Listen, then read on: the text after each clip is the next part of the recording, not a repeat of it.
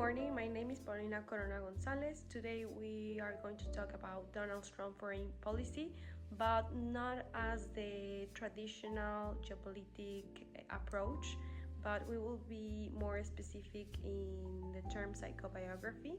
So my thesis is that Donald Trump's key decisions were not merely ideologically, but everything is a part of the projection of his personality structure that prioritizes his personal validation and the dominance of the institutional norms.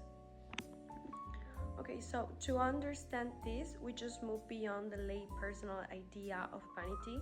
In international relations, authors like Post or Herman define the narcissism leaders by three specific traits. The number one is the extreme sensitive to criticism, and we have seen this in many interviews when reporters are trying to ask Donald Trump's question and he didn't take it well. The number two is a constant need for win to maintain the self-image. And the number three is a deep distrust of institutions that limit this personal power. So the catch is that Trump operates under an ego diplomacy where the states become an extension to his personal brand. Okay, so to reach this level of empirical and trying to land it in the psychobiography term, I will explain three examples. The number one is the construction of multilateralism as a personal victory. So from the psychobiography perspective, Trump's withdrawal from, for example, the Paris Agreement or the Iran nuclear deal wasn't just a swift from or towards the realism.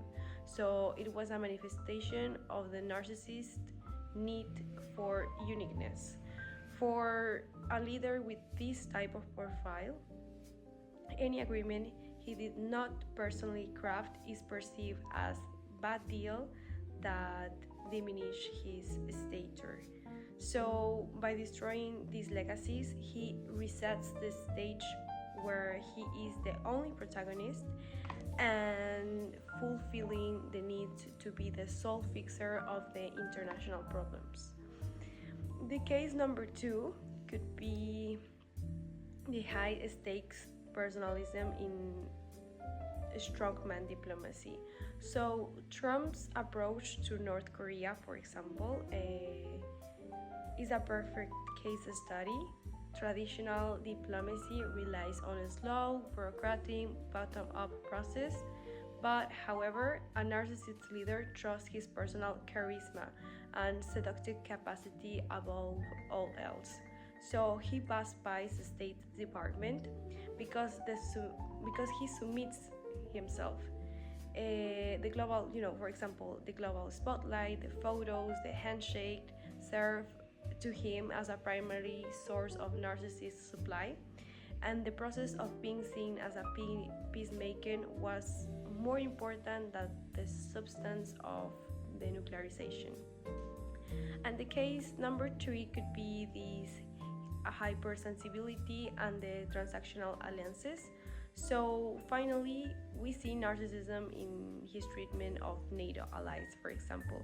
His constant criticism of European defense spreading wasn't just about the balance of threat, but about a transactional worldview.